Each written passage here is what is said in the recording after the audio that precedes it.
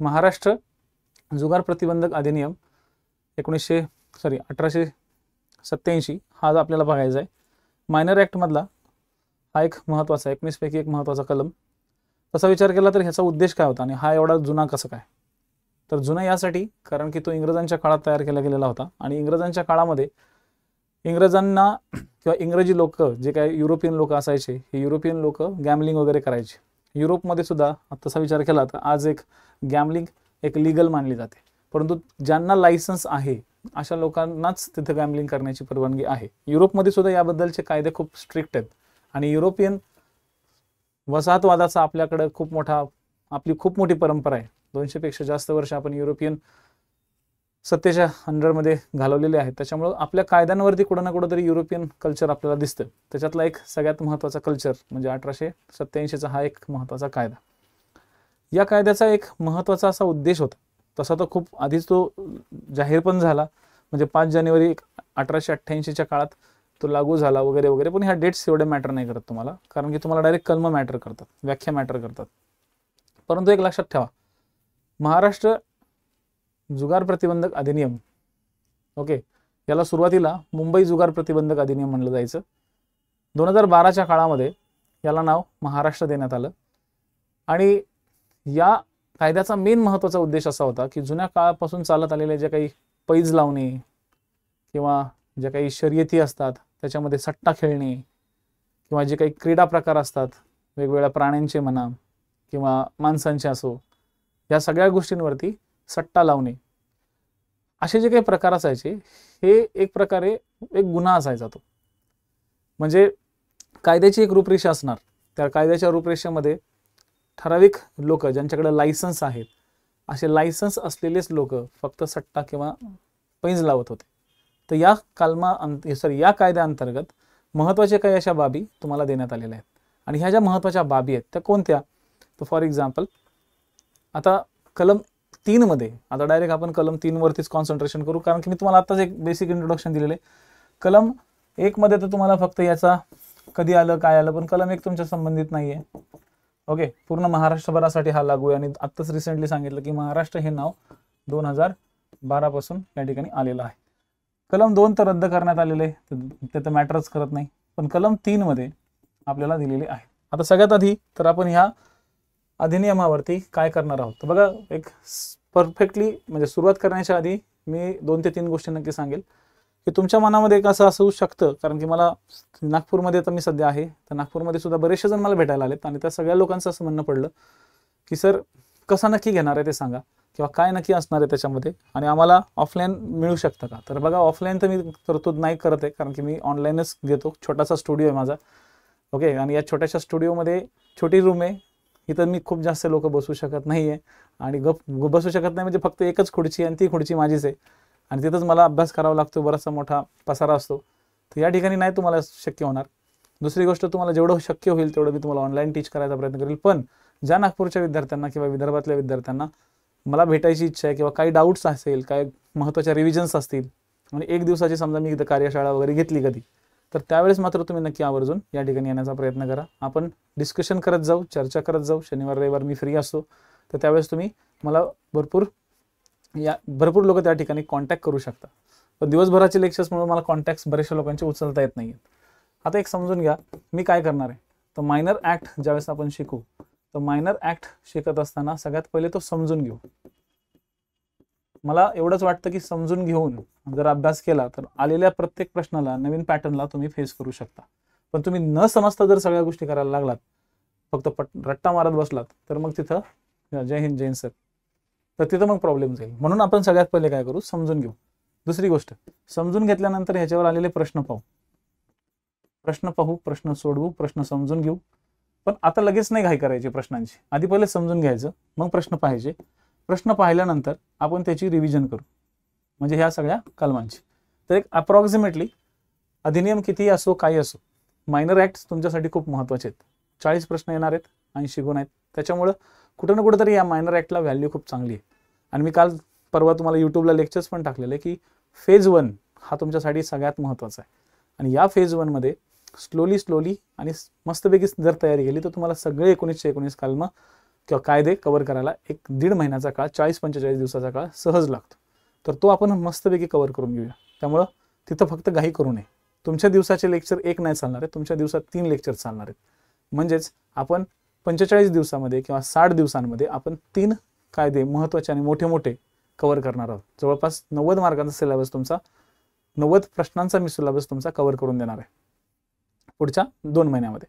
तर घाई करायची नाहीये, एक एक समजून घ्यायचा प्रयत्न करा. कारण की मी पण जवळपास 2021 नंतर आज शिकवतोय. म्हणजे असं समजून चला की 1-2 वर्षाचा मला पण गॅप पडलेला आहे आणि या 2 वर्षाच्या गॅपमध्ये सगळ्या गोष्टी मला रिवाईज कराव्या लागत आहेत. त्यामुळे थोडं कुठं ना कुठं तरी पुढं मागे होणार आहे मटेरियल तयार करायला, ते तुम्हाला सांगायला. आता आपण येऊ आपल्या मेन आजच्या कन्सेप्टमध्ये. 1887चा हा जो कायदा आहे, या कायद्यामध्ये तर तुम्हाला उद्देश कळाला, बेसिक गोष्टी सगळ्या कळाल्या. आता सगळ्यात पहिले आपण या कायद्यामध्ये नक्की सिलेबस काय आहे आणि आतापर्यंत काय काय कसे कसे क्वेश्चन्स रिलेटेड झालेले आहेत ते आपण बघू.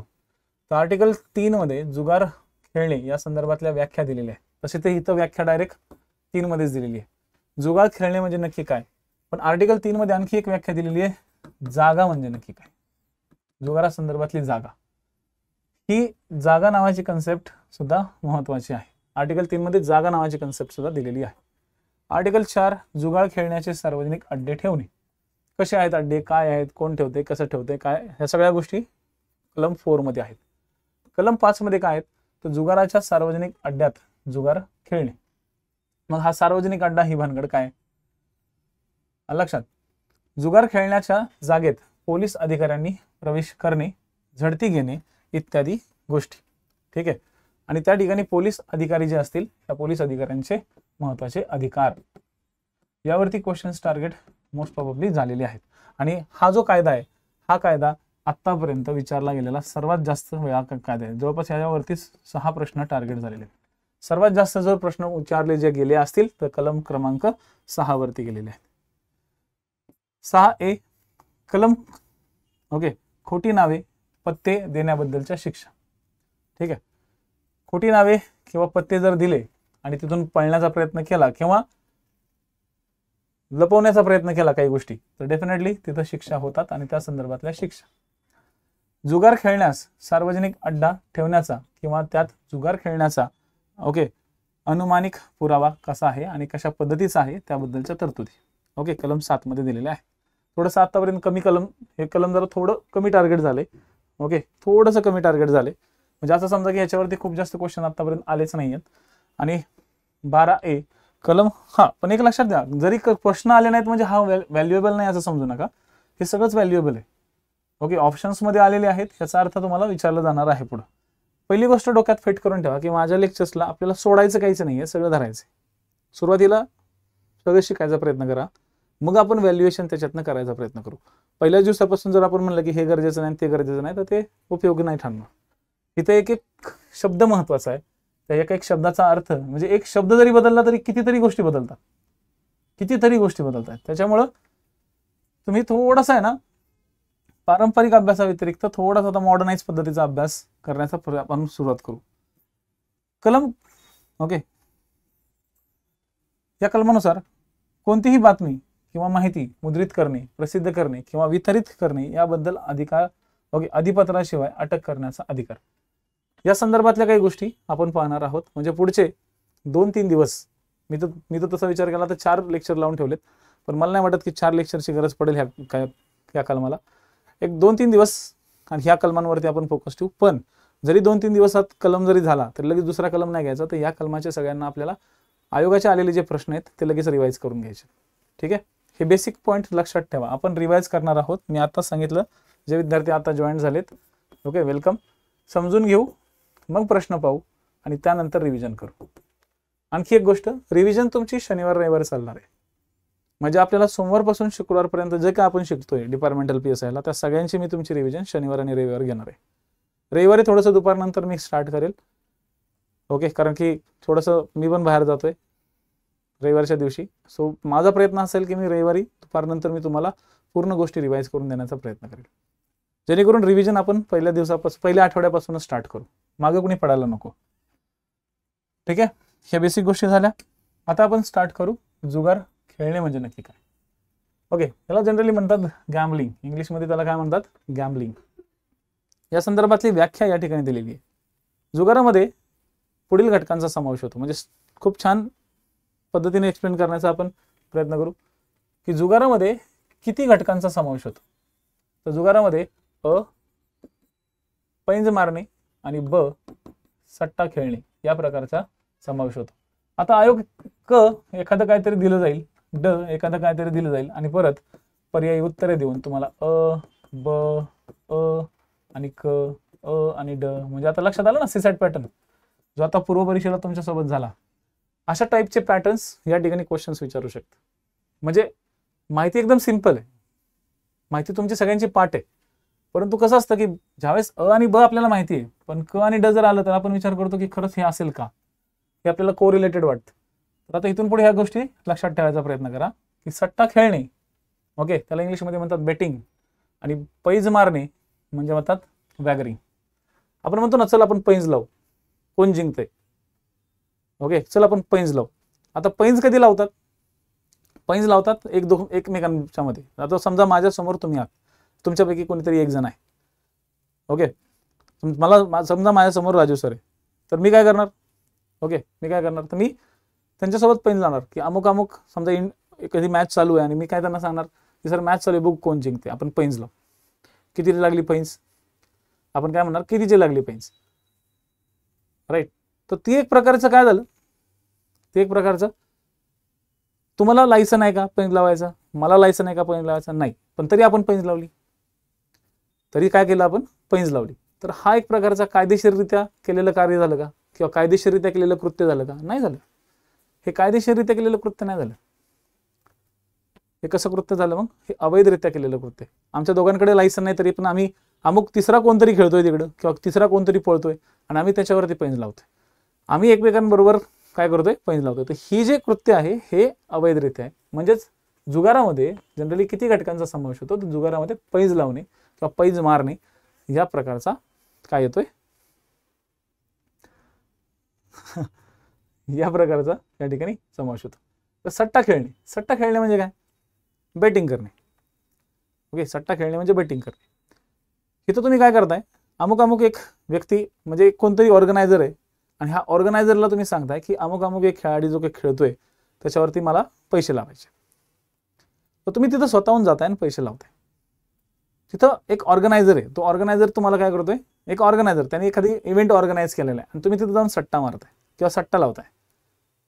तर तिथं एक ऑर्गनायझर आणि तुम्ही ह्या अशा पद्धतीने तुम्ही काय करा, इमॅजिनेशन करा. म्हणजे दोघांचाही अर्थ वेगळा आहे, दोघांचा अर्थ एकसारखा नाहीये. पैंज मारणे ही गोष्ट वेगळी आणि सट्टा मारणे ही गोष्ट वेगळी किंवा सट्टा लावणे ही गोष्ट वेगळी. तिथं लावलं जातं, एक ऑर्गनायझर आहे, त्या ऑर्गनायझरचं तिथं तुम्ही स्वतःहून जाताय आणि तुम्ही तिथं सट्टा करताय. बरं तुम्हाला लायसन दिलंय का सट्टाचं, सट्टा तुम्ही लावू शकता, त्याचं लायसन तुमच्याकडे आहे का. तर जर तुमच्याकडे लायसन्स आहे तर तुम्ही तो कायदेशीररित्या सट्टा लावताय, तुम्हाला तो मान्य आहे.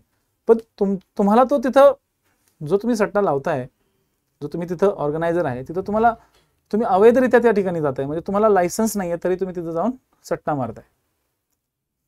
तर ते कायद्याद्वारे काय, ते शिक्षापात्र आहे. कायद्याद्वारे काय ते, तर ते शिक्षापात्र आहे. म्हणजे अशा ज्या गोष्टी आहेत ना, ह्या गोष्टी नीट लक्षात ठेवा. आता या संदर्भातले काही अपवाद, म्हणजे ही गोष्ट, ही कृती कशी आहे, ही कृती वाईट आहे, ही कृती वाईट आहे. म्हणजे आपल्या समाजामध्ये या कृतीला वाईट समजलं जातं. जुगार हा शब्द जरी आला तरी आपल्या डोक्यामध्ये खूप सारी चित्र तयार होतात, लक्षात आलं. आणि जुगारी एखादा व्यक्ती जो असेल तर त्याच्याकडे बघण्याचा दृष्टिकोन म्हणजे तो खूप भारी आहे, तो खूप चांगला असतो, त्याच्या समाजात खूप मोठं स्थान आहे, असं सहसा त्याचं चित्र नसतं. ठीक आहे, त्याच्यामुळे ही गोष्ट एक वाईट आहे. परंतु या वाईट गोष्टीवरती काही अपवाद आहे. म्हणजे काही परिस्थिती असे असतात, काही अशा परिस्थिती असतात की ज्या परिस्थितीमध्ये ओके घडवून आणलेल्या समजा घोड्याच्या शर्यती असतात, ओके, घडून आणलेल्या घोड्याच्या काही शर्यती असतात किंवा श्वानाच्या काही शर्यती असतात. काही परिस्थितीत लिगली, आता जुन्या काळामध्ये अशा काही इंग्रज लोक, आता हा कायदाच इंग्रजांच्या काळातला आहे, त्यामुळे इंग्रज लोक काय करायचे, हे गोरे लोक त्यांची मौज मजा म्हणून, ओके, त्यांची एक मौज मजा म्हणून एखाद्या कायद्याअंतर्गत घोड्यांच्या शर्यती, तुम्हाला सगळ्यांना माहिती आहे की घोड्यांच्या शर्यती आजही एक लिगल शर्यती मानल्या जातात. आपल्याकडे जरा कुत्र्यांच्या शर्यती जरा थोड्याशा अवैधरित्या चालतात म्हणा, परंतु कुत्र्यांच्या शर्यतीवरती सध्या आता खूप मोठ्या प्रमाणात बॅन आहे. पण घोड्यांच्या शर्यतींसाठी मोठे मोठे रेस कोर्स आजही आपल्या महाराष्ट्रात आहेत, पुण्यात आहेत, कोल्हापूरमध्ये आहेत, मुंबईत आहेत. ठीक आहे, हे जे काही रेस कोर्स आहेत या ठिकाणी शर्यती चालतात, घोड्यांच्या शर्यती चालतात. त्या शर्यतींवरती पैसा लावलेली पैंज व सट्टा यांचा समावेश जुगारामध्ये होत नाही. तर मग अशा ठिकाणी काय येऊ शकतो मित्रांनो, प्रश्न विचारला जाऊ शकतो की खालीलपैकी कशाचा समावेश पैंज व सट्टा यांच्यामध्ये होत नाही किंवा जुगारामध्ये होत नाही. तर अशा ठिकाणी अ, घोड्याच्या शर्यतीवर किंवा श्वानाच्या शर्यतीवर. म्हणजे ह्या 2 तरतुदी आपल्या कायद्यात दिलेल्या आहेत, कलमात दिलेल्या आहेत. ठीक आहे, ज्या दिवशी शर्यत नियोजित आहे त्याच दिवशी शर्यत लावली असेल तर, म्हणजे आता समजा शर्यत ठरलेली आहे की बाबा 15 डिसेंबरला बरोबर 12:30 15 डिसेंबर 2023ला 12:30 अमुक अमुक या ठिकाणी, लक्षात घ्या ठिकाण पुणे. आता समजा मी पुण्याचा आहे तर Pune race course, okay, Pune race course वरती शर्यत आहे. बरोबर याच वेळेस ती शर्यत सुरू होईल. या शर्यतीचं असं टोकन आहे, ज्याच्याकडे ते टोकन आहे त्याने तिथे येऊन बसावं आणि त्याच दिवशी ती शर्यत लावली असेल तर. लक्षात. तसंच काही अटींचं पालन करून राखून ठेवलेल्या आवारातच, म्हणजे अटींचं पालन करून म्हणजे हा जो कायदा आहे या कायद्यातील काही अटी असतात त्या अटींचं पालन करून, आता ह्या अटी पुढे बघू आपण. या अटींचं पालन करून काही राखून ठेवलेल्या आवार असतो किंवा तो एक जागा असते. समजा श्वानाची शर्यत घ्यायची, ओके, समजा श्वानाची शर्यत घ्यायची आणि श्वानाच्या शर्यत घेण्यासाठी समजा एक ग्राउंड त्यांनी त्या कायद्याद्वारे त्याची मान्यता मिळवली असेल. अमुक अमुक एखादा ग्राउंड असेल, ओके, एक आवार असेल किंवा मान्यता प्राप्त असणाऱ्या जागेमध्येच अशी शर्यत झाली असेल तर, म्हणजे ज्याची ऑलरेडी मान्यता आहे तिथल्या लोकल ऑथॉरिटीकडनं त्याला मान्यता मिळाली की अमुक अमुक या दिवशी श्वानाची शर्यत आहे या जागेत, तर त्यासाठी असेल तर. तसंच ओके, ह्या 2 गोष्टी जर असतील तर अलाउड आहे, म्हणजे हे त्यानुसार असेल तर. पण समजा त्या दिवशी समजा शर्यत असेल आणि त्या दिवशी हा पठ्ठ्या आलाच नाही तिथे, तो त्याच्या दुसऱ्या दिवशी तिथे दुसऱ्या कोर्ससाठी आला किंवा दुसऱ्या रेससाठी आला, तर त्याला ते अलाउड करणार नाहीत. म्हणजे ऑलरेडी जर नियोजित शर्यत असेल, सगळीकडे जग जाहीर झाला असेल, सरकारने मान्यता दिली असेल आणि त्या दिवशीचीच शर्यत असेल, त्याच दिवशी तो तिथं जाऊन सट्टा लावू शकतो किंवा पैंज लावू शकतो, ह्या दोन्ही प्रोसेसवर. मुंबईच्या शर्यतीच्या जागांना लायसने देण्याबाबत, आता आपल्याकडे जुन्या काळात मुंबई, पुणे अशा ठिकाणी काही असायचे. तर जुन्या काळामध्ये सगळ्यात पहिलं जे रेस कोर्स होतं आपलं ते मुंबईच्या बाजूला झालं होतं. ठीक आहे, या मुंबईच्या रेस कोर्सवरती ऐकलं असेल तुम्ही कधी, छत्रपती शाहू महाराज सुद्धा त्या रेस कोर्सवरती ओके शर्यती किंवा पैंज किंवा सट्टा लावण्यासाठी जायचे. आता ते लिगलच होतं. आता हे जे काही संस्थानिक असायचे, राजे रजवाडे किंवा राजे महाराजे, यांना लायसन्स असायचे. हे लोक तिथं जायचे, सट्टा लावायचे, त्यांना तसं लायसन्स होतं. म्हणजे छत्रपती शाहू महाराजांचं एक चित्र तुम्ही डोळ्यासमोर आणा आणि तुम्हालाही माहिती आहे की छत्रपती शाहू महाराजांनी कोल्हापूरमध्ये सुद्धा रेस कोर्सची स्थापना केली होती. तिथं सुद्धा त्यांनी रेस कोर्स तयार केलं होतं. लोकांना त्या ठिकाणी त्यांनी लायसन्स दिले होते की तुम्ही या आणि लिगली सट्टा लावा, विनाकारण कुणाच्या तरी थ्रू किंवा कुणाच्या तरी बुकीच्या थ्रू तुम्ही सट्टा लावू नका. जे आहे ते सर्व समोर या, लायसन्स घ्या आणि सट्टा लावा. ठीक आहे, आता समजायला लागले. मुंबईच्या शर्यतीच्या जागांना जर लायसने द्यायचं असतील, आता मुंबईमध्ये समजा वेगवेगळ्या ठिकाणी शर्यती भरवायच्या असतील आणि तिथल्या जागांना जर लायसन्स द्यायचं असेल तर त्याबाबतचा जो अधिनियम आहे तो 1912चा अधिनियम आहे, त्याच्या अंतर्गतलं कलम 4. आणि महाराष्ट्र श्वान शर्यती जर लावायच्या असतील, आता म्हणजे समजून घ्या की वरची जी शर्यती ती घोड्यांच्या संदर्भातली आहे आणि महाराष्ट्राची श्वान शर्यतींना जर जागा देण्याचा असेल तर त्या संदर्भातला अधिनियम आहे 1976. म्हणजे श्वानांच्या शर्यती संदर्भातला अधिनियम किती? 76. ठीक आहे, आता लक्षात घ्या, अशाच व्यक्तीला अलाउड आहे, अशाच व्यक्तीला तिथं अलाउड आहे. आवारात जिथं ठरलेलं आहे, जर आवार ठरलेलं आहे किंवा मान्य केलेल्या जागेमध्ये हजर असलेली लायसन धारक व्यक्तीने रितसर परवानगीनुसार लावलेली पैंज व सट्टा हा जुगार होत नाही. पुढे लिहून घेतो, हा जुगार होत नाही. लक्षात घ्या, लायसन्स धारक व्यक्ती आहे. समजा आता माझ्याकडे लायसन्स आहे श्वानाच्या संदर्भातलं, आणि मी ज्या ठिकाणी शर्यत आहे मी त्या ठिकाणी, म्हणजे तिथं ऑलरेडी ठिकाण ठरलेलं आहे. श्वानाच्या शर्यत समजा ठरलेलं आहे बाबा साताऱ्याच्या साईडला. आता साताऱ्याच्या बाजूला काही हाऊंड जातीची म्हणजे काही हाऊंड जातीचे कुत्रे असतात, श्वान असतात तिकडे, किंवा ओके, किंवा मुधोळ हाऊंड कधी तुम्ही मे बी ऐकलं असेल, असं उंच श्वान असतं. ओके, या मुधोळ हाऊंडच्या सुद्धा शर्यती मुधोळमध्ये आयोजित केल्या जातात. आता मुधोळच्या राजानं त्याला ती परमिशन तर दिलीच होती, ती आजही बऱ्याचशा त्या ठिकाणी कर्नाटक राज्यामध्ये चालू आहे. आता समजा असं ठरलं की अमुक अमुक या दिवशी ओके XYZ म्हणजे 25 डिसेंबर ख्रिसमसचा दिवस आहे, आपण असं इमॅजिन करा. आता तुमच्या डोक्यामध्ये त्या गोष्टी चालू द्या. जोपर्यंत तुम्ही इमॅजिनेशन नाही करत तोपर्यंत ते तुमचं होणार नाही. समजा 25 डिसेंबरच्या दिवशी एक ख्रिसमसचा दिवस आहे, आणि ख्रिसमसच्या दिवशी बाबा आपण एक जाहिरात आली किंवा एक सरकारने तिथलं सांगितलं की त्या दिवशी आपण श्वानाची शर्यत घेऊ, आणि समजा माझ्याकडे लायसन आहे. जर मी तिथं गेलो पुढं मुधोळला, आणि मुधोळला गेल्यानंतर मी जर तिथं शर्यतीमध्ये स्वतः उपस्थित तिथं राहिलो, आणि तिथं पैंज किंवा मी तिथं सट्टा लावला, कारण की माझ्याकडे लायसन आहे ऑलरेडी, सरकारने तिथल्या जागेला तिथल्या आवाराला परवानगी दिलेली आहे, तिथल्या लोकल ऑथॉरिटीने परवानगी दिलेली आहे, त्यांनी परमिशन काढलेली आहे आयोजकांनी.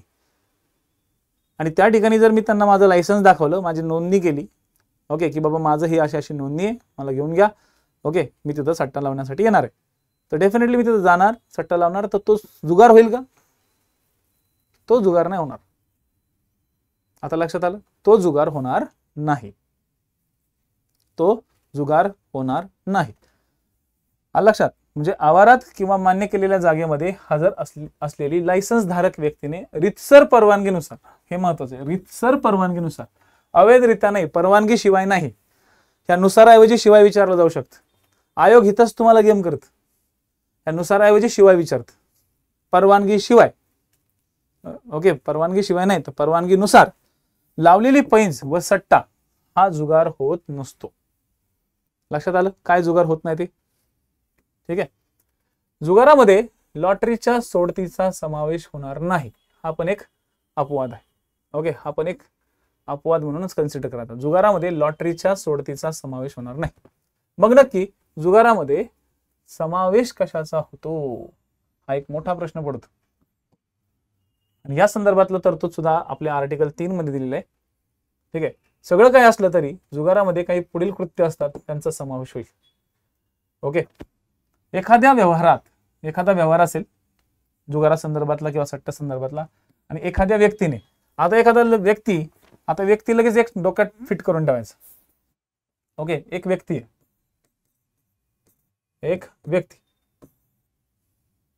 ओके, समजा तो व्यक्ती आपण समजू राजू सर, आमचं पूर्व परीक्षेपासूनचं युनिव्हर्सल उदाहरण होतं बरं काही. राजू सर, डोंट माइंड, मी परत एकदा सांगतो, मनाला लय वाईट वाटून घेऊ नका. तुम्ही तसे पूर्व परीक्षेपासूनचे विद्यार्थी आहात, आणि तुम्ही पूर्व परीक्षेच्या मध्ये पूर्ण 3-4 महिने तुमच्याच उदाहरणं दिली गेली होती, आणि तुम्ही आता परत दिसलात, त्यामुळं वेलकम. मुख्य परीक्षेला आले त्याबद्दल तुमचं स्वागत आहे सर.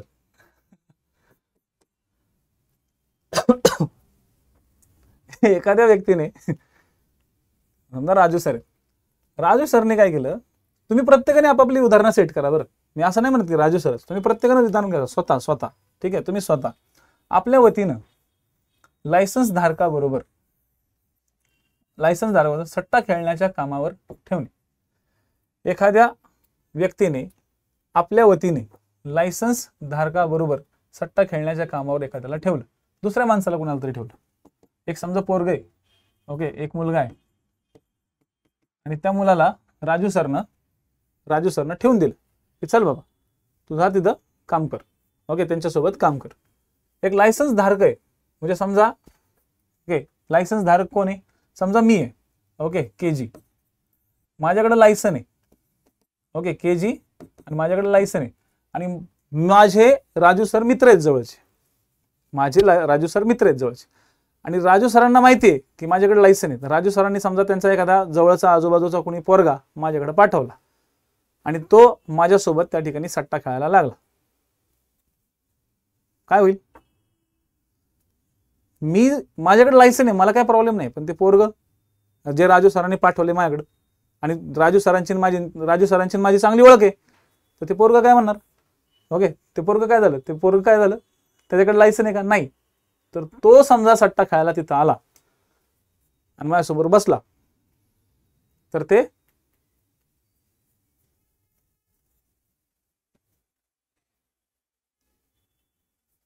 एरर दाखवतोय. सर एकदा रिफ्रेश करा. ठीक आहे, एक मिनिट जरा आवाज बंद होईल.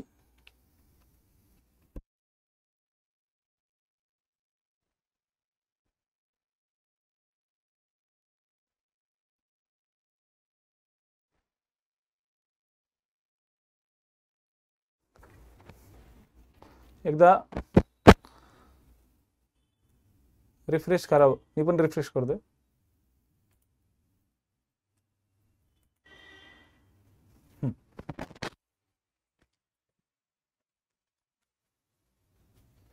आता हा विचार करा, तर ते काय होईल, गुन्हेगार ठरेल. ते पोरगा काय होईल, तो मुलगा तो दोषी ठरेल. मुलगा काय झाला, दोषी ठरला. चला पुढं. दुसऱ्या कोणासाठी कोणत्याही नात्याने अशा प्रकारचे काम करण्यासाठी कबूल करणे. समजा आता ह्या मुलाने राजू सरांसाठी, ओके राजू सरांसाठी या मुलाने काय केलं, आता समजा तो त्यांचा मेवना आहे किंवा तो त्यांचा रिलेटिव्ह आहे कोणतरी, तर तो म्हणला की नाही बाबा आमचे दाजी आहेत, दाजीबाईंना पाठवलं आम्हाला ओके खेळण्यासाठी, तर कोणत्याही नात्याने तो त्या ठिकाणी आला, ओके किंवा कशाही प्रकारचं तो काम त्या ठिकाणी करायचं त्यांनी कबूल केलं. ओके त्यांनी त्याला तिथं कबूल केलं की बाबा तू खरंच सट्टा खेळला होता का. समजा त्या मुलाला तुमच्यासारख्या एखाद्या पोलिसाने पकडलं आणि त्याला म्हणलं की तू इथं कसं काय, तू तर दोषी ठरतोय. आणि तो पोरगा म्हणला की बाबा राजू सर आमचे दाजीबा त्यांनी आम्हाला पाठवलं इथं, ओके तो कोणत्याही नात्याने तिथं येऊ दे, कामासाठी येऊ दे, आणि त्याने तिथं जर सट्टा खेळला असेल आणि तो जर सापडला आणि त्याने तसं कबूल जर केलं, ओके त्याने जर कबूल केलं तर तो दोषी ठरणार. तर तो काय ठरणार, दोषी ठरणार. आता जे विद्यार्थी जॉईंट होत आहेत त्यांनी थोडंसं मागे जाऊन बघायचा प्रयत्न करा. ओके एकदा हे मी पहिले समजून सांगतो आणि परत येतो वाटलं असतं, म्हणजे तुम्हाला परत एकदा लिंक लागेल, टेन्शन घेऊ नका. लक्षात घ्या 1-2 दिवस तुमचं लेक्चर 8 वाजता स्टार्ट होईल. ओके 1-2 दिवस तुमचं लेक्चर 8 वाजता स्टार्ट होईल, त्यानंतर तुमचं लेक्चर हे 7:30 वाजता प्रॉपर स्टार्ट होण्याचा मी प्रयत्न करेन. ओके एक मिनिट. Okay no problem.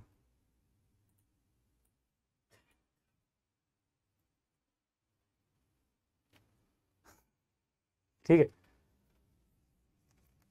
म्हणजे नीट समजून घ्या जुगारमध्ये नक्की कशाचा समावेश होईल. जुगारमध्ये पुढील कृत्याचा समावेश होईल. म्हणजे कोणत्या कृत्याचा, समजा एक व्यक्ती आहे राजू सर, आणि या व्यक्तीने आपल्या वतीने, राजू सरांनी आपल्या वतीने एक पोरगा पाठवला, कोणाबरोबर, माझ्या बरोबर. मी कोण आहे, तर लायसन्स धारक. मी कोण आहे, लायसन्स धारक. लायसन्स धारकाबरोबर सट्टा खेळण्याच्या कामावर त्याला ठेवलं की झाले का तू पण सट्टा खेळ. आता इन केस राजू सरांकडे सुद्धा लायसन आहे, पण राजू सर आले का तिथं, राजू सर नाही आले. राजू सरांनी कोणाला पाठवलं, एका पोराला पाठवलं. तर जर तो पोरगा आला तर या कृत्याचा समावेश जुगारमध्ये होईल. या कृत्याचा समावेश जुगारमध्ये नक्की होईल. समजा दुसऱ्या कोणत्याही किंवा दुसऱ्या कोणासाठी कोणत्याही नात्याने अशा प्रकारचे काम करण्यासाठी कबूल केले. समजा या पोरानं सांगितलं की राजू सर आमचे दाजीबा आहेत आणि त्यांनी मला इथे जुगार खेळायला पाठवले. ठीक आहे, दाजीबाकडे आमचं लायसन आहे, दाजीबाकडे लायसन आहे, ह्या पोराकडे लायसन आहे का, नाही. आणि त्याला समजा तुमच्यासारख्या एखाद्या पोलिसानं पकडलं आणि त्याने ते कबूल केलं की मी इथं सट्टा खेळायला आलोत आणि तो तुम्हाला रंगी हात सापडला, तर काय झालं, तर अशा व्यक्तीला ओके आपण जुगार खेळतोय असं जाहीर किंवा ठरवू शकतो. लायसन धारकास, ओके लायसन धारकास लायसनात परवानगी आहे की अशा कामासाठी नोकर ठेवायचा, तर त्या नोकरांना सट्टा घेणे किंवा सट्टा लावणे साठी विनवणी करणे हा सुद्धा एक प्रकारचा जुगारच ठरवला जातो. हा सुद्धा एक जुगार आहे. म्हणजे आता फॉर एक्झाम्पल तर चला समजून घेऊ. आपण राजू सरांचं उदाहरण घेतलं. राजू सरांना आहे ना त्यांच्या लायसन्स मध्ये अशी तरतूद आहे की तुम्ही तुम्ही त्या सट्ट्याच्या संदर्भातल्या एका गोष्टींसाठी, सट्ट्याच्या संदर्भातल्या गोष्टींसाठी किंवा सट्ट्याच्या बाबतीतल्या गोष्टींसाठी किंवा पैज लावण्याच्या बाबतीत तुम्ही तुमचा एक नोकर ठेवू शकता. पण ठेवण्याची परवानगी आहे, नोकर ठेवण्याची परवानगी आहे, पण त्या नोकराला तुमच्या वतीनं तिथं पाठवण्याची परवानगी नाही. तुम्हाला नोकर ठेवू शकता की तुम्ही, तुम्हाला नोकराची काहीच प्रॉब्लेम नाही, तुम्ही नोकर ठेवू शकता, परंतु तुम्ही असं नाही करू शकत. ठीक आहे, ठेवण्याचा तर अधिकार आहे, ओके, ठेवण्याचा अधिकार आहे, परंतु त्या नोकरांनी सट्टा घेणे, लक्षात घ्या, त्या नोकरांनी सट्टा घेणे, सट्टा लावणे किंवा सट्टा लावण्यासाठी विनवणी करणे, तो नोकरच तिथं उड्या मारतोय, लावा सट्टा, लावा सट्टा, लावा सट्टा. राजू सर आहेच नाही तिथं, ओके, लावा सट्टा. तर सट्टा लावण्यासाठी विनवणी करणे किंवा सट्टा, ओके, पैंजच्या संबंधात किंवा हे और मी जाणून बुजून दिले, किंवा त्या सट्टा किंवा पैंजच्या कामात सहाय्य करणे, सहाय्य करतोय तो, म्हणजे राजू सर काहीच नाही करते. राजू सरांचा त्याचं काम काय आहे, राजू सरांना फक्त त्यांच्या कामात मदत करणे, ना की सट्टा लावण्यात मदत करणे. लक्षात घ्या इथं फरक.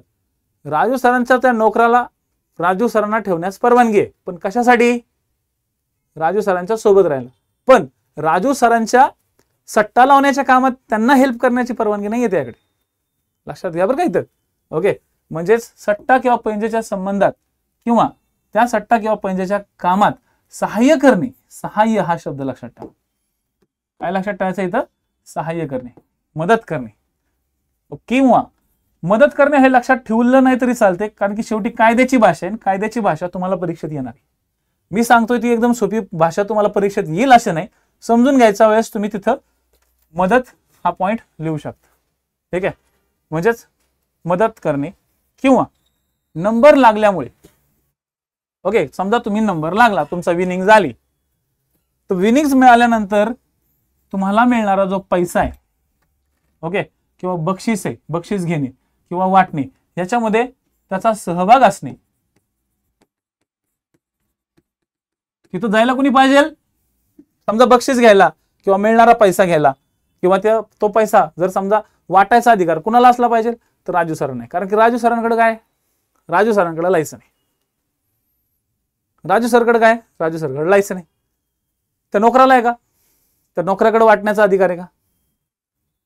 म्हणजे जर त्याने राजू सरला, म्हणजे एक लक्षात घ्या, राजू सरला तो नोकर ठेवायचा जरी अधिकार असला, पण त्या नोकराला राजू सरच्या कामात लुडबुड करण्याचा अधिकार नाही.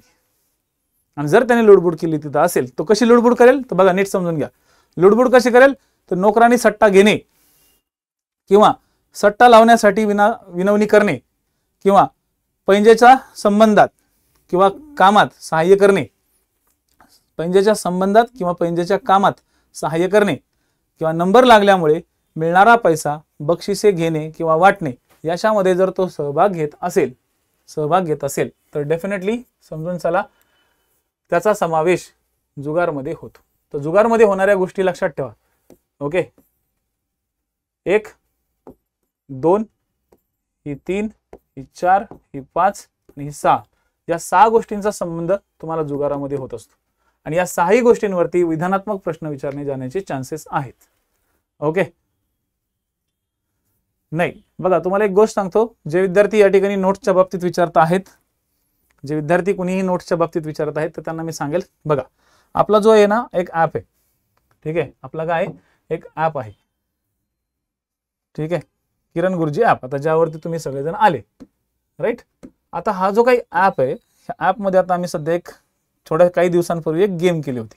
गेम अशी केली होती की जो कोणी विद्यार्थी ऍडमिशन घेतोय, आता काय झाले, जो कोणी ऍडमिशन घेतोय तो ऍडमिशन घेतल्यानंतर मला सगळ्यात पहिली विनंती हा करतोय की सर ह्या गोष्टीला ज्या नोट्स आहेत, class notes, specially class notes, ज्या मी तुम्हाला बघा ह्या अशा पीपीटी ज्या आहेत ना मोकळ्या, त्या कुणाला गेल्या तरी चालतात, पण हे ज्या समजून सांगितलेल्या गोष्टी आहेत, या समजून सांगितलेल्या गोष्टी, हे मध्ये आधी जे लिहिलेल्या गोष्टी आहेत, त्या गोष्टी तुम्हाला जर दिसल्या प्रॉपर, ओके, त्या प्रॉपर दिसल्या आणि तुम्ही पोलीस स्टेशनला असता, तिथून प्रिंट काढल्या आणि तुम्ही ठेवल्या, एकदा जरी वाचलं तरी तुमच्या डोक्यामध्ये हे अख्खं लेक्चर राहतं.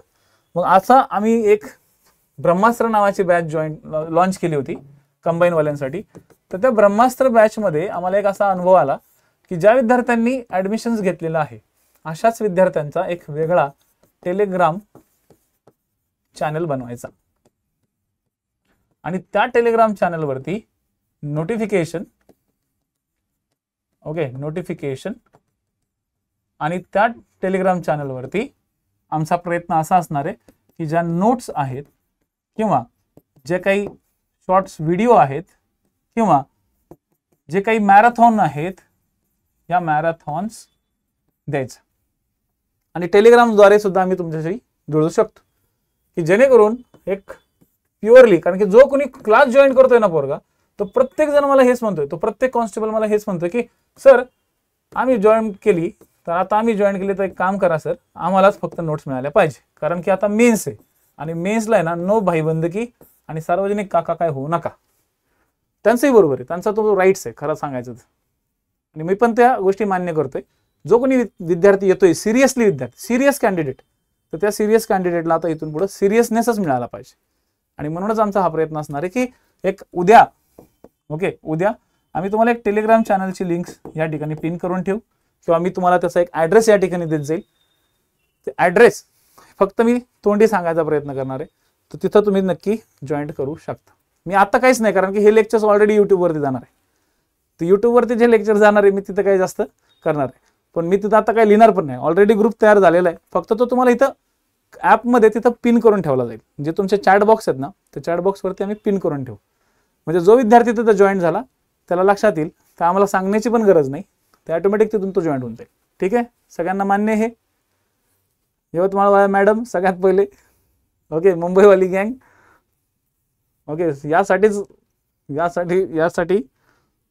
तुम्ही केलेली जी रिक्वेस्ट आहे ती मी मान्य केलेली आहे. ओके, तर तुम्हाला ज्या काही गोष्टी मिळतील ते एकदम स्टँडर्ड आणि लेवलवरती मिळतील. अपेक्षा करतो तुम्हाला हा डिसिजन आवडला असेल. म्हणजे मला आता सिरियस कॅन्डिडेट मला अपेक्षित आहे, राईट? आणि टेन्शन घेऊ नका, या सगळ्या गोष्टींमधून तुम्हाला फायदा खूप होणार आहे. चल, हे पॉइंट्स लक्षात आले.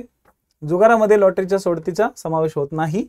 जुगारामध्ये नक्की कशाचा समावेश होतो? या सगळ्या गोष्टींचा समावेश होतो. चल, पुढचा पार्ट आपण बघू. जुगार खेळण्याची साधने, instrument of, okay, gambling, okay, gambling, instrument of gambling. यामध्ये काही साधनांचा समावेश होईल. कोणता? तर एक, जुगाराचा विषय किंवा साधन म्हणून वापरण्यात येणारी कोणतीही वस्तू. आता फॉर एक्झाम्पल यात तुम्हाला वस्तू दिसतात, ओके, या तुम्हाला काय दिसतात?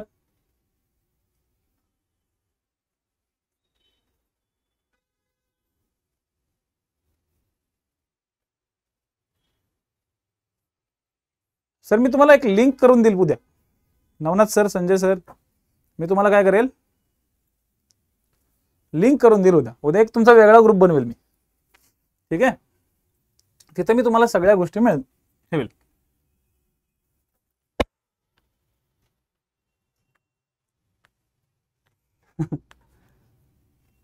आणि जे विद्यार्थी लेट आलेत त्या विद्यार्थ्यांनी कृपया करून लेक्चर पहिल्यापासून बघावं. जुगाराचा किंवा विषय किंवा साधन म्हणून वापरण्यात येणारी कोणतीही वस्तू. आता फॉर एक्झाम्पल इथं तुम्हाला काय दिसतात? इथं तुम्हाला, ओके, कॉइन्स दिसत आहेत, इथं तुम्हाला तो चौकोन दिसतोय, ओके, आणि इथं तुम्हाला पत्ते दिसतात. हे साधने. जुगाराची नोंदवही, जुगाराची नोंदवही बघा, कधी कधी तुम्ही पत्ते खेळताना, आता तुम्ही नाही पण बाकीच्या लोकांना पत्ते खेळताना आहे ना, ते पत्ते वाटतात तर त्यांच्यापाशी एक वही असते बघा, कोण कोण सहभाग झाले, ओके, सहभागी असलेल्या उमेदवाराचे नाव, सहभागी व्यक्ती, मग त्याचं टोपण नाव असेल नाही तर काही असेल, तो सहभागी व्यक्तीचं नाव, आणि त्याने किती जिंकलं, काय जिंकलं, त्याने किती पैसा लावला, किती पैसा लावला, किंवा त्याच्यावरती बाकी किती आहे, या सगळ्या गोष्टी तिथं काय केल्या जातात, लिहिले जातात. त्या संदर्भात असलेले अभिलेख, ओके, म्हणजे अभिलेख याचा अर्थ जुना डाटा, जुना डाटा म्हणजे आधीच, म्हणजे त्याने आधी केलेले जे काही भाग आहेत ते. Okay, yes Atul Patil sir, तुम्ही केलेल्या सगळ्या रिक्वेस्ट मान्य केलेल्या आहेत. ओके, क्लासवाल्यांचा सगळा ग्रुप वेगळा असेल, उद्यापासून त्याचा अंमल होईल, काळजी करू नये. ठीक आहे, उद्यापासून त्याचा अंमल होईल आणि सिरियस अंमल होईल, एकदम सिरियस. कारण की मला जे सांगायचं होतं, जे दाखवायचं होतं, ते पूर्व परीक्षेला जे काही सांगायचं, जे काही दाखवायला ते केलं. आता फक्त सिरियस विद्यार्थी मला हवाय, कारण की मला तर याच सिरियस विद्यार्थ्याला शेवटच्या 615 मध्ये न्यायचंय. ठीक आहे, चलो. सहभागी व्यक्ती किती पैसा लावतोय, त्याचे किती बाकी आहेत, हे जे काही लिहिलेलं असतं जुनं, त्याला अभिलेख म्हणतात. अभिलेख या शब्दाचा अर्थ समजून घ्या. अभिलेख म्हणजे जुना डाटा असलेला. नोंदवही म्हणजे आता सध्याची त्याची नोंद, चालू, ओके, चालू गेम मधली नोंद. पुरावा म्हणून वापरता येण्याजोगा दस्तऐवज, म्हणजे कधी एखाद्या चुटऱ्यावर लावून लिहिला असेल आणि तो पुरावा सापडला, तो दस्तऐवज. ओके, किंवा जुगाराच्या उत्पन्नासंदर्भातल्या डाटा किंवा जुगाराचे उत्पन्न त्या संदर्भातला, त्या अनुषंगाने वितरण केलेले विनिंग्स, जिंकलेल्या रकमा किंवा बक्षिसे, हे सगळं काय कन्सिडर केलं जाईल? या सगळ्या गोष्टी जुगार खेळण्याची साधने म्हणून ओळखली जातील. हे सगळ्याच गोष्टी 1, 2 आणि हे 3 म्हणजे जुगाराचा विषय किंवा साधन म्हणून वापरण्यात येणारी कोणतीही वस्तू. लक्षात ठेवा, वस्तूवरती फोकस ठेवायचा आहे. ठीक आहे. त्यानंतर जुगाराची नोंदवही, अभिलेख, पुरावे म्हणून वापरण्यात येण्याजोगा दस्तऐवज. ठीक आहे. जुगाराचे उत्पन्न त्या अनुषंगाने वितरण केलेली विनिंग्स किंवा जिंकलेल्या रकमा किंवा बक्षिसे. विनिंग्स म्हणजे माहिती आहे ना, जे तुम्ही जिंकलेत ते, या सगळ्या गोष्टी, या सगळ्यांचा समावेश कशामध्ये केला जाईल? या सगळ्यांचा समावेश साधनांमध्ये केला जाईल. मग आता इथं डेफिनेटली क्वेश्चन्स विचारला जाईल की खालीलपैकी कशाचा समावेश केला जात नाही. लक्षात घ्या, अशा ठिकाणी जर 3 सेक्शन्स आहेत आणि आयोगाला जर एखादा क्वेश्चन तयारच करायचा असेल तर तो आहे वरती नाही विचारणार, तर तो नाही वरती पण विचारू शकतो. तुम्ही सगळं पाठांतर करता आहे, पण आयोग गेम करतो, तो क्वेश्चन विचारतो नाही, यापैकी कोणत्या गोष्टी येत नाहीत. मग असं काहीतरी एखादा चौथा पर्याय असतो की जो खूप काय असतो, कॉम्प्लिकेटेड असतो. ओके, कॉम्प्लिकेटेड असतो किंवा यापैकी नाही अशा स्वरूपात असतो. तुम्हाला क्वेश्चन्स आलेले आहेत, जुने क्वेश्चन्स, ओके, मी पण पाहिले, तुम्ही पण पाहिलेच असतील. तर कधी कधी अशा स्वरूपाचे क्वेश्चन येतात, यापैकी नाही वगैरे असे काही ऑप्शन्स असतात. मग तिथे विद्यार्थी कन्फ्युज होतो की ह्याला सोडवायचं कसं. तर ते पण आपण हळूहळू बघू. ठीक आहे, जसं जसं होईल तसं तसं बघू. ठीक आहे.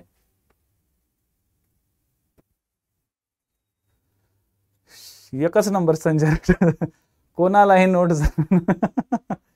Okay okay sir, okay okay okay okay okay, no problem sir, 100% sir, प्रयत्न करू. ज्या पीपीटीज आहेत त्या पीपीटी दिल्या जातील, पण ह्या नोट्स मी कुणाला देत नाही. आणि दुसरी गोष्ट, तुमच्या वेगळ्या नोट्स बनत आहेत. ठीक आहे, तुम्हाला देण्यात आलेल्या दुसऱ्या पण नोट्स आम्ही तयार करतो.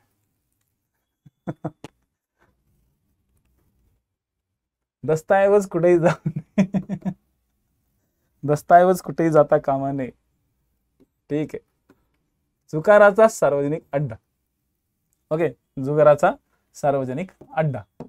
आता नक्की जुगाराचा सार्वजनिक अड्डा म्हणजे काय? Common, okay, gambling house. नक्की अड्डा म्हणजे नक्की काय असतो? या काही महत्वाच्या व्याख्या आपण बघू. काय असतं नक्की जुगाराचा सार्वजनिक अड्डा? पुढे नमूद करण्यात आलेले जे काही पॉइंट्स आहेत हे सगळे आता बघा, मी जिथं जिथं शक्य झालंय तिथं तिथं मी फोटो द्यायचा प्रयत्न केलेला आहे. नमूद करण्यात आलेल्या जुगाराच्या कोणत्याही प्रकार ज्या ठिकाणी खेळला जातो, तर बघा इथं ज्या ठिकाणी खेळला जातो, ज्या ठिकाणी अशा जुगाराची साधने ठेवली जातात, ओके, अशा ठिकाणी साधने ठेवली जातात किंवा वापरली जातात असे कोणतेही घर, खोली किंवा जागा, असे कोणतेही घर, खोली किंवा जागा हा जुगाराचा सार्वजनिक अड्डा होऊ शकतो किंवा ठरवू शकतो. आता इथं काय केलं झालेलं आहे? ठिकाण. पण कशाचं ठिकाण? खेळण्याचं ठिकाण. जर खेळली गेली, एक खेळला गेलेलं ठिकाण आहे, खेळले गेलेले काय ठिकाण. समजा जी जुगाराची साधने आहेत, कोणती साधने? तर थोड्या वेळापूर्वी मी तुम्हाला सांगितलं की हे पत्ते ठेवलेत किंवा बाकीच्या कार्ड, ओके, ठेवलेल्या ज्या गोष्टी आहेत, ही साधने ठेवलेली जातात. ओके, ही साधने ठेवली जातात ते ठिकाण. काय ठेवलं जातात? साधने. त्याचं काय? तर ठिकाण.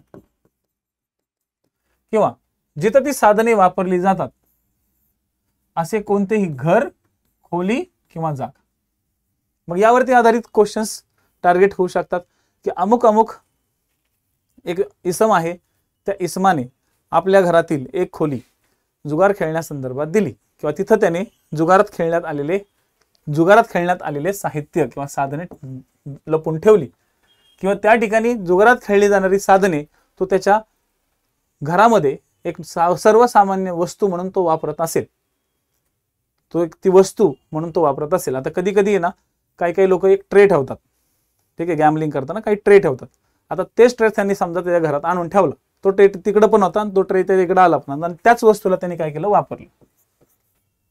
ओके, त्यांनी काय केलं, वापरलं किंवा दुसऱ्या कुठल्या गोष्टीसाठी त्या गोष्टी म्हणजे त्या गॅमलिंगच्या गोष्टी वापरल्या गेल्या.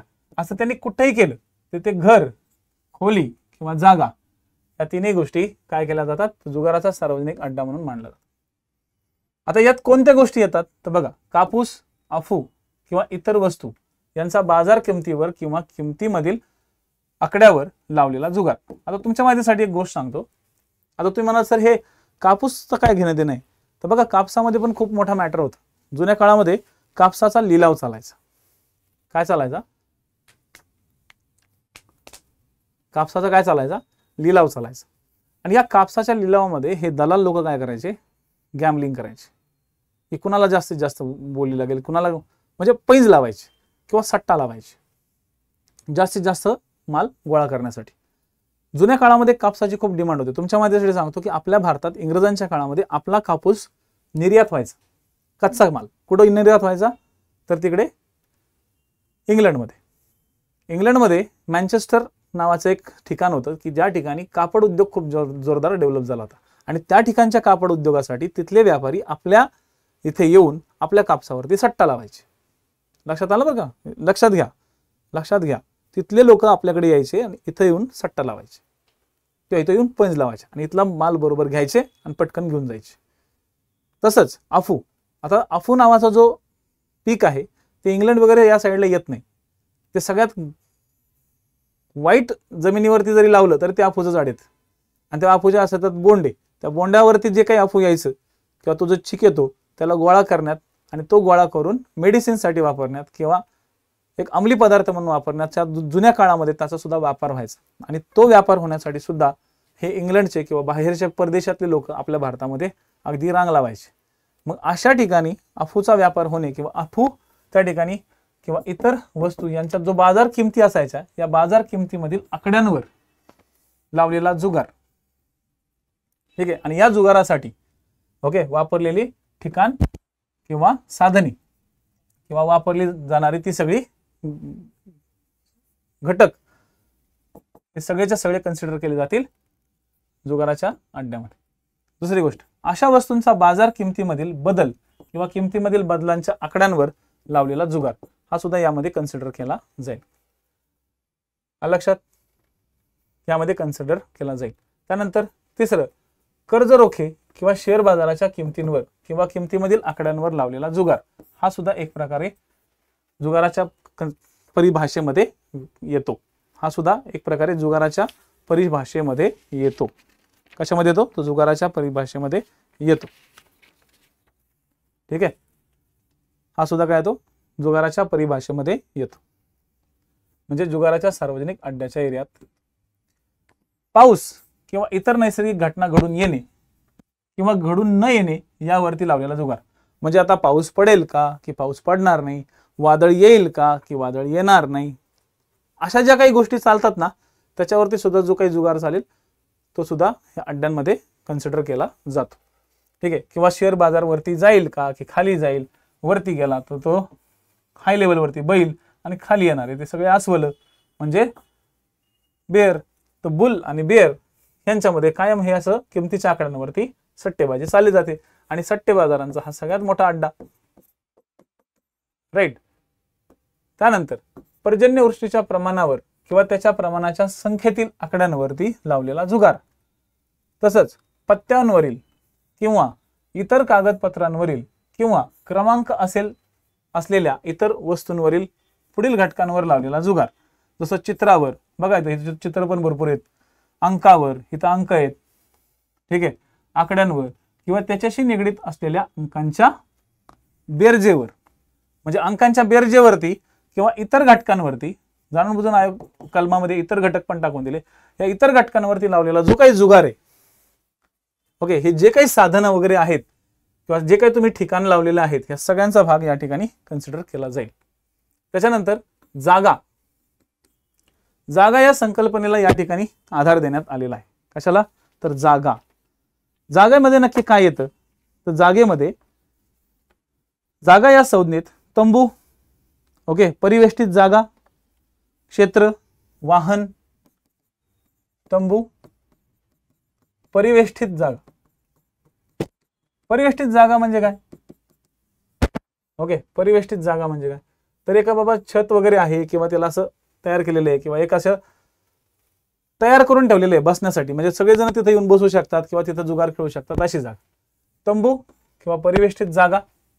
ठीक आहे. किंवा एखादं क्षेत्र म्हणजे मैदानी प्रदेश, एखादं क्षेत्र आहे किंवा एखादी चावडीच्या समोरचा भाग आहे किंवा एखादा उंबराचा भाग आहे किंवा एखाद्या झाडाच्या खालची जागा आहे, ओके, ते क्षेत्र.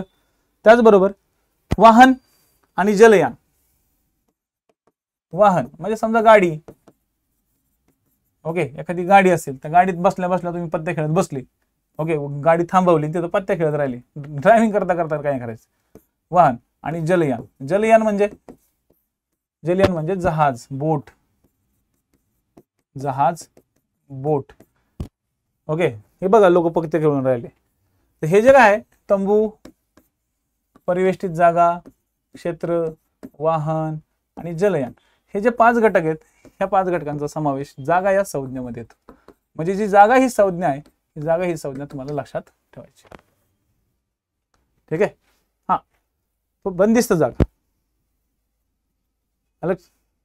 सर तुमचं जर समजा, हा, मग आपला का सध्या 8 वाजता आहे सर, 2-3 दिवसात मला आहे ना सकाळी सायंकाळचा 7:30 टायमिंग सेट करायचं. एक 2-3 दिवसात जरा माझं कसं एक कलमांचा, तर कसं आज पहिलं लेक्चर आहे कलमांचं, तर जरा थोडेसे कलमचे पीपीटी वगैरे सेट करायला थोडासा वेळ लागला. ठीक आहे, पीपीटी वगैरे सेट करायला वेळ लागला. तर ह्या ज्या बेसिक गोष्टी आहेत ह्या थोड्याशा राहतील.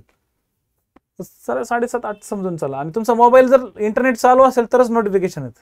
जर तुम्ही मोबाईलचं इंटरनेट बंद करून ठेवला असेल मोबाईल, तर नोटिफिकेशन येत नाही. ठीक आहे. आणि तुम्हाला उद्याचे लेक्चर्स ऑलरेडी लावलेले आहेत मी, तर बघून घ्या, तुम्हाला लाईव्ह सेक्शन्स मध्ये दिसतात. उद्या सांगेल मी कसं बघायचं ते. ठीक आहे. तर ह्या सगळ्यांचा समावेश कशामध्ये येतो? जागेमध्ये येतो. मग आता हा झाला कलम 3. म्हणजे आता तुमचं जे आर्टिकल 3 आहे ते आर्टिकल 3 संपलं. आता या आर्टिकल 3 मध्ये आपण काय काय बघितलं एकदा रिवाइज करू.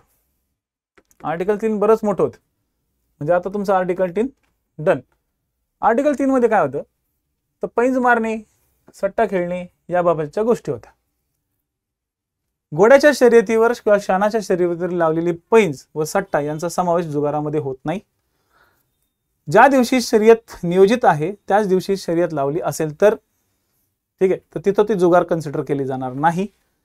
कायद्यातील अटीचं पालन करून राखून ठेवलेल्या आवारातच किंवा मान्यताप्राप्त असणाऱ्या जागेमध्येच अशी शर्यत झाली असेल तर ती जुगारामध्ये होत नाही किंवा जुगार मानली जाणार नाही. जर मुंबईच्या जागांमध्ये लायसन्स पाहिजे असेल तर त्या संदर्भात 1922 चा अधिनियम आहे. आणि जर श्वानाच्या शर्यतीच्या बाबतीत जागा द्यायची असेल तर ते 1976 चा आहे. आवारात किंवा मान्य असलेल्या जागेमध्ये हजर असलेली लायसन्स धारक व्यक्तीने रीतसर परवानगीनुसार लावलेली पैंज व सट्टा जुगार मानला जात नाही. म्हणजे ह्या 3 कंडिशन्स आहेत ज्या जुगार मानल्या जात नाहीत. ठीक आहे, त्यावरती क्वेश्चन विचारला जाऊ शकतो. जुगारामध्ये आणखी एक 4थी कंडिशन आहे, जुगारामध्ये लॉटरीच्या सोडतीचा समावेश होत नाही. आणि जुगारामध्ये नक्की कशाचा समावेश होतो? तर जुगारामध्ये काही कृत्य असतात त्यांचा समावेश होतो. मग ते कोणते कृत्य? तर आपण 6 कृत्य बघितले. मग त्यात आपण राजू सरांचं उदाहरण घेतलं होतं की समजा माझ्याकडे लायसन्स आहे आणि राजू सरांकडे पण लायसन्स आहे, पण राजू सरांनी त्यांचा एखाद्या कुठली तरी ओळखीचा पोरगा किंवा मुलगा त्यांनी या ठिकाणी खेळण्याच्या कामावर ठेवला की बाबा राजू सर येणार नाहीत, तू खेळ जा. राजू सरांच्या वतीने तो पोरगा खेळायला आला, तर डेफिनेटली तो एक प्रकारचा अवैध, ओके, तो एक गुन्हा होईल, ते अवैध असेल. ठीक आहे. दुसऱ्या कोणासाठी कोणत्याही नात्याने अशा प्रकारचं काम केलं आणि त्या काम करण्यासाठी कबुली जर केली तर तो सुद्धा एक प्रकारचा गुन्हा होईल. असं कृत्य जुगार मानलं जाईल. लायसन्स धारकास म्हणजे राजू सरांना कामावर ठेवायला परवानगी आहे, एखादा नोकर ठेवायचा परवानगी आहे त्यांना, पण तरी सुद्धा त्या नोकरांनी सट्टा घेणे, राजू सरांनी नाही, त्या नोकरांनी सट्टा घेणे किंवा त्या नोकरानं सट्टा लावण्यासाठी विनवणी करणे, सट्टा पैजेच्या संबंधात किंवा कामाच्या सहाय्यक मध्ये त्यांनी मदत करणे, म्हणजे राजू सरांना त्यांचा सट्टा लावण्यात मदत करत बसला तो, नाही, अलाउड नाही. नंबर लावल्यामुळे विनिंग्स ज्या आल्या त्या विनिंग्सचा मिळणारा पैसा बक्षिसे घेणे किंवा वाटणे, त्याच्यामध्ये सहभाग असणे, हे सगळं जुगार मानलं जाईल. ठीक आहे, सगळं जुगार मानलं जाईल. जुगार खेळण्याची साधने कोणती कोणती? तर यामध्ये जुगाराच्या विषयी साधन म्हणून वापरण्यात येणारी कोणतीही वस्तू, जुगाराची नोंदवही, अभिलेख, अभिलेख म्हणजे जुना डाटा, पुरावा म्हणून वापरता येण्याजोगे सगळेचे दस्तावेज. ठीक आहे, त्याचबरोबर जुगाराचे उत्पन्न, त्या अनुषंगाने वितरण केलेले विनिंग्स, बक्षिसे, या सगळ्यांचा समावेश कशामध्ये होईल? तर या सगळ्यांचा समावेश साधनांमध्ये केला जाईल. जुगाराचा सार्वजनिक अड्डा म्हणजे नक्की काय? या संकल्पनेच्या व्याख्येमध्ये काही महत्वाचे 4 ते 5 पॉइंट्स येतात. म्हणजे अशी जुगाराची साधने ठेवली जातात असं घर, खोली किंवा जागा की ज्या ठिकाणी ते सगळ्या गोष्टी ठेवल्या जात आहेत, खेळल्या जात आहेत. म्हणजे तिथं बैठक बसतीये मस्तपैकी, अशा ठिकाणी बैठक बसतीये, खेळली जाते ती जागा, ती वापरली जाते जागा, किंवा त्या ठिकाणी साधने ठेवली जात आहेत, त्या सगळ्या जुगाराची जी साधने ती ठेवली जाते ती जागा, हे काय मानलं जाईल? सार्वजनिक अड्डा मानला जाईल. मग असा सार्वजनिक अड्ड्यामध्ये काय काय गोष्टी चालतील? ठीक आहे, काय काय गोष्टी चालतील तर बघा, समजा कापूस, अफू किंवा वस्तू यांचा बाजार ठरवायचा किंवा त्यांच्यामधील आकडेवारी ठरवायची, त्या संदर्भातला लावलेला जुगार त्या जागेवरती जर झाला असेल, त्या जागेवर झाला असेल तर त्या जागेला जुगाराचा सार्वजनिक अड्डा मानलं जाईल. अशा वस्तूच्या बाजारात, अशा ह्या कापूस किंवा अफू यांच्या बाजारातील किमतीमधील बदल किंवा किमतीमधील बदलाच्या आकड्यांवर लावलेला जुगार ज्या जागेवर ठरवला गेलेला आहे ती जागा जुगाराचा सार्वजनिक अड्डा म्हणून जाहीर केला जाईल. कर्ज रोखे किंवा शेअर बाजाराच्या किमतींवर किंवा किमतीमधील आकड्यांवर लावलेला जो जुगार असतो, शेअर वरती जाणे, शेअर डाऊन होणे, यावरती लावलेला जो भाग असतो, ओके, तो ज्या ठिकाणी लावलेला आहे, जिथं तो लावला गेलेला आहे ती जागा, लक्षात घ्या, इथं परत यायचं, जागा, ही जागा जुगाराच्या सार्वजनिक अड्ड्यावरती लावला जाईल. तसंच पाऊस किंवा इतर नैसर्गिक घटना घडून येणे किंवा घडून न येणे यावर लावलेला जो जुगार आहे, हा जुगार, आणि तो जुगार जिथं लावलाय ती जागा जुगाराच्या सार्वजनिक अड्ड्यात येईल. तसंच पर्जन्यवृष्टीच्या प्रमाणावर किंवा त्याच्या प्रमाणाच्या संख्येवरील आकड्यांवर लावलेली जागा, ती जागा काय ठेवण्यात येईल? सार्वजनिक अड्डा ठरवण्यात येईल. आणि तसंच हे जे काही चित्र तुम्हाला दिसतात हे तुम्हाला मेमरी डेव्हलप करण्यासाठीचेच आहेत. तर पत्त्यावरील किंवा इतर कागदपत्रांवरील किंवा क्रमांक असलेल्या इतर वस्तूंवरील पुढील घटकांवर लावलेला जुगार चित्रावर, अंकावर, आकड्यांवर किंवा त्यांच्या निगडीत असलेल्या अंकाच्या बेरजेवर, लक्षात घ्या, बेरजेवर किंवा इतर घटकांवर लावलेला जुगार हा जुगार कन्सिडर केला जाईल. That's it. ओके,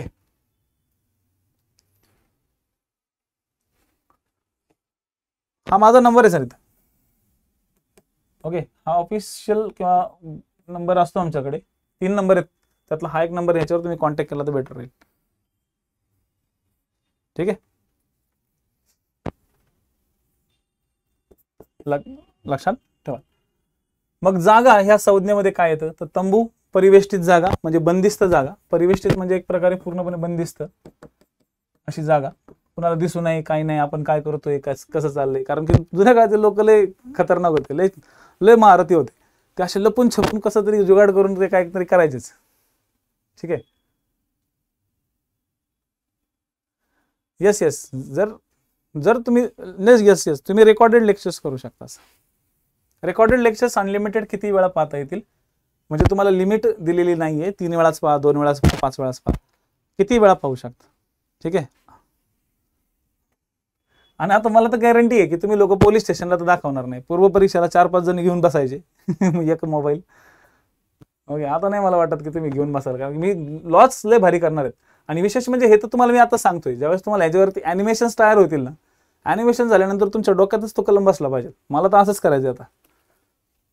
ओके, कारण माझ्याकडे टीम आहे, टेक्निकल टीम आहे, सगळी जबरदस्त टीम आहे. मी तसंही एका प्लॅटफॉर्मवरती आहे, दिल्लीच्या प्लॅटफॉर्मवरती शिकवतो, तर त्यांच्याकडनं पण बऱ्याचशा गोष्टी मला ॲनिमेटेड वगैरे शिकायला मिळालेले. त्याच्यामुळे मी तोच विचार करतोय की आपण हाय लेवलचाच असा स्टडी द्यायचा की पोरांच्या डोक्यात तसं घुमलंच पाहिजे. तो कलम आठवला की त्याच्या डोक्यात आलं पाहिजे, हां सरांनी हे सांगितलं होतं, सरांनी असे चित्र दाखवले होते. आणि मी तसंही विद्यार्थ्यांची रिक्वेस्ट मान्य केली की ह्याचं मी सार्वजनिकीकरण करणार नाहीये.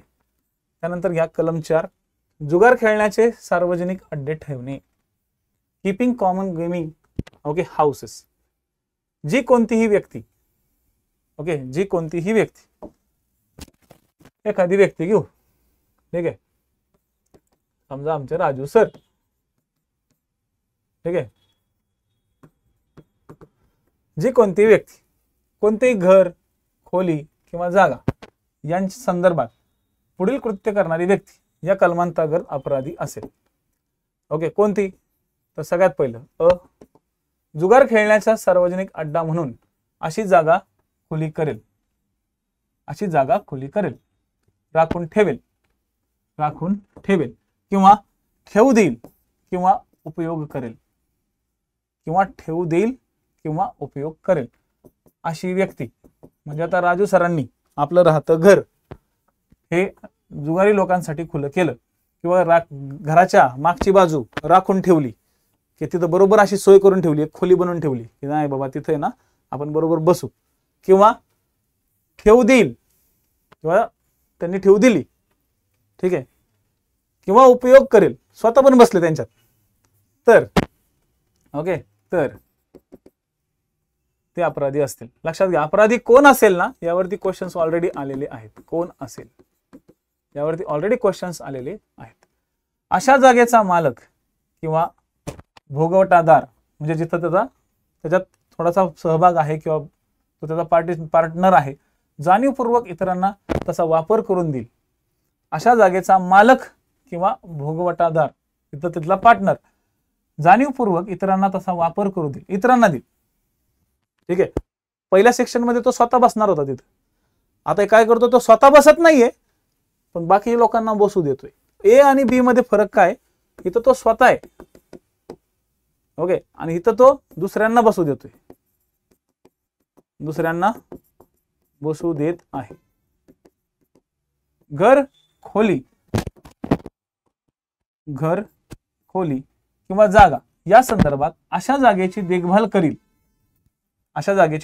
म्हणजे समजा तिथे एकदा झाडोपाच्या मारणारा माणूस आहे, ओके, आणि त्याला माहिती आहे इथे लोक मंडळी बसतात, ओके, मग तो सुद्धा काय करेल, सिक्रेट ठेवेल, तो कोणाला सांगणार नाही. त्याला माहिती आहे इथं काहीतरी चालतं, इथं काहीतरी लोक पत्ते खेळते.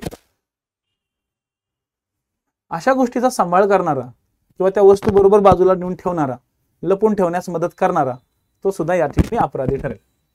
व्यवस्था पाहिल किंवा या कामात सहाय्य करेल असा व्यक्ती सुद्धा, व्यवस्था पाहिल म्हणजे काय, ते लपून ठेवणं, सगळ्या गोष्टी करणं, ह्या जो काही सहाय्य करेल तो सुद्धा अपराधी असेल.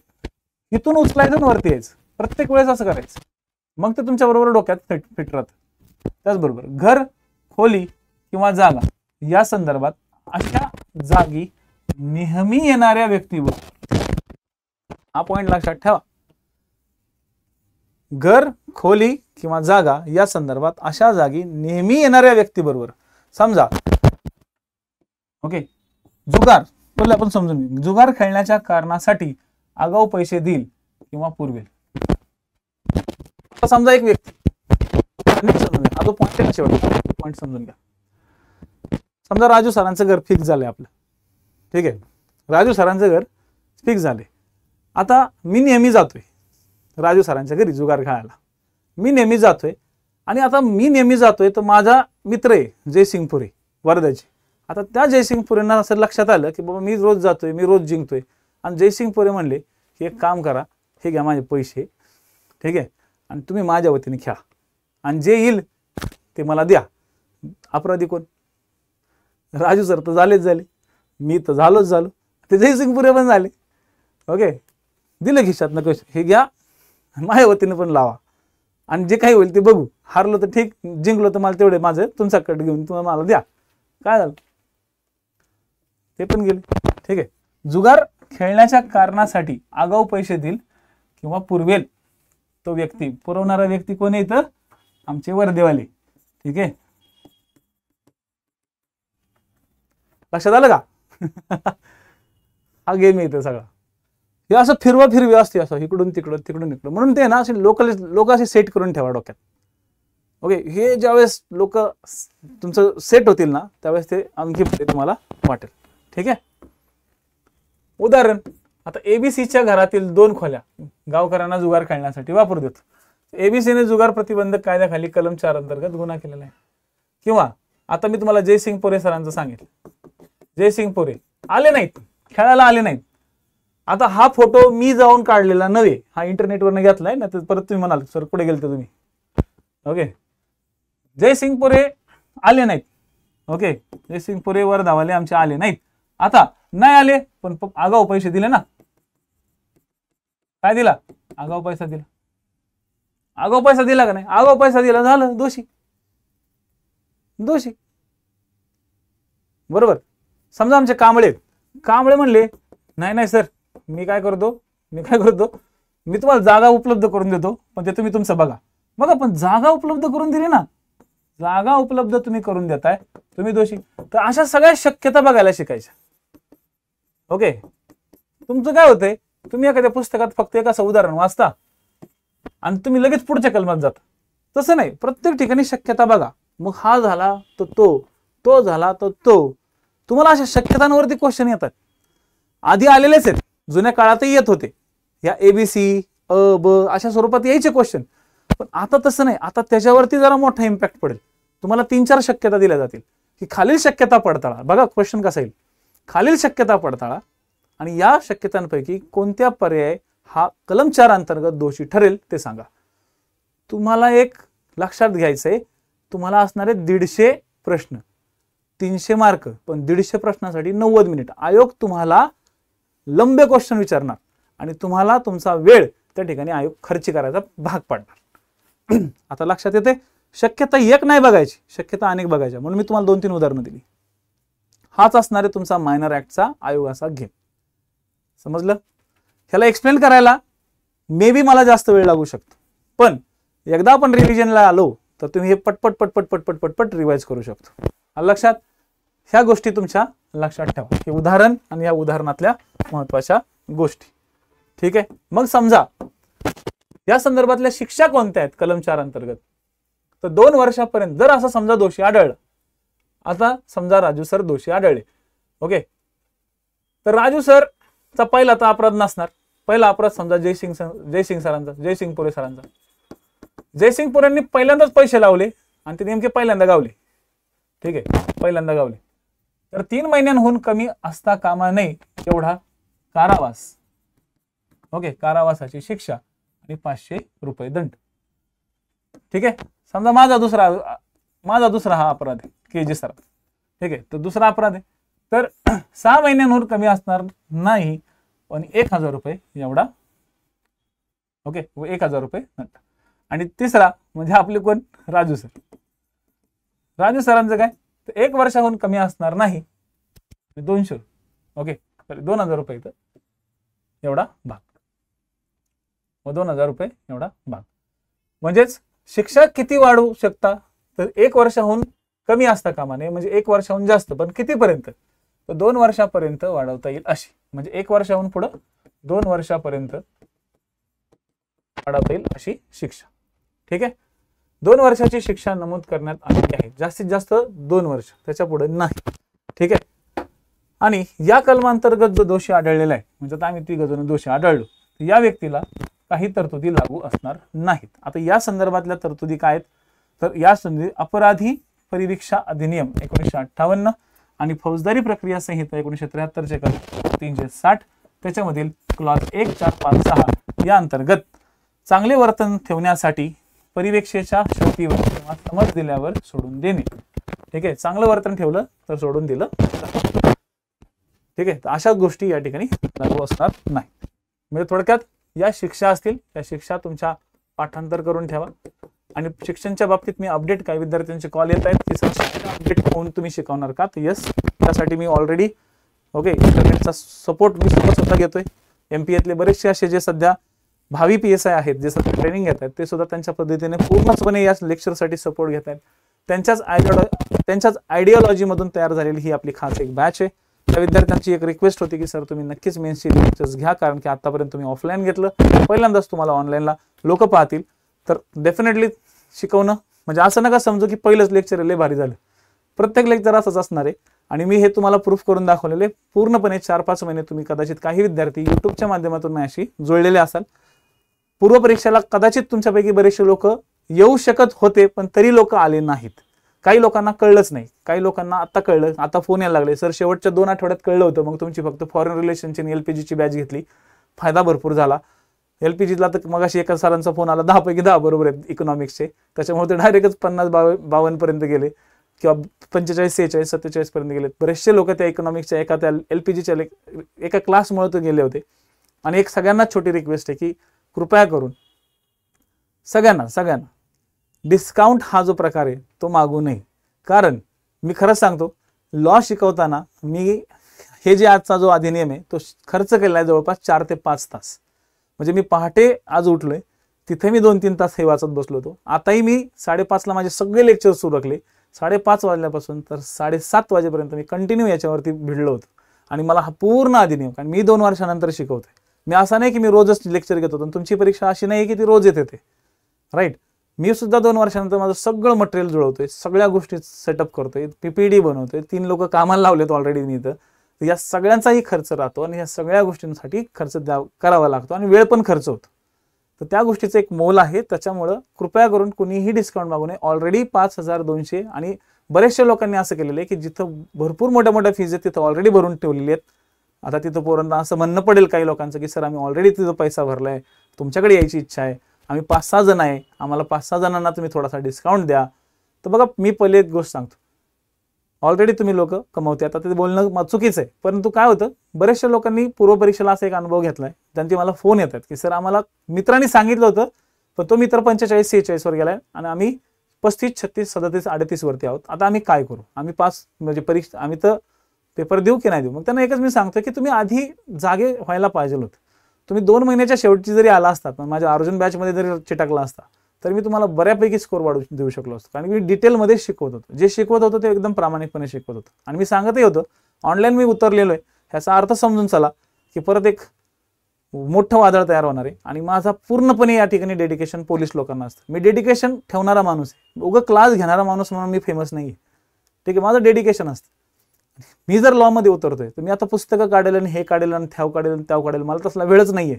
इथं मला जेवायला वेळ नाही मिळत, तुमचे कलम मला फक्त शिकवायला वेळ आहे आणि मी शिकवणारच आहे. ज्यांना शिकायचंय त्यांनी नक्की या. तर 2च रिक्वेस्ट आहेत, शिकवणं जरा थोडं स्लो वाटलं तर माप काढू नका. कारण की मी पण पहिल्यांदा, आणि मला असं वाटतं की ह्या सगळ्या गोष्टींवर तुम्हाला नवीन पॅटर्न समजून सांगावा, शिकवावा, त्याच्यातनं तुमची आयडिओलॉजी सेट होईल. बघा, पॅटर्न चेंज होतोय. पूर्वपरीक्षा जर पोलीस भरतीसारखी आली असती ना, तर मी पण तुम्हाला म्हणलं असतं अरे पाठकारांना चला. पण पूर्वपरीक्षा तुमची राज्यसेवेसारखी आलेली आहे, UPSCचा पॅटर्न आलेले आहेत, UPSCचे 3 क्वेश्चन्स टाईपचे आलेले आहेत, खतरनाक क्वेश्चन्स. तर तुम्ही हा विचार करा की तुम्हाला अभ्यास काय लेवलचा असला पाहिजे मुख्य परीक्षेचा, ठीक आहे.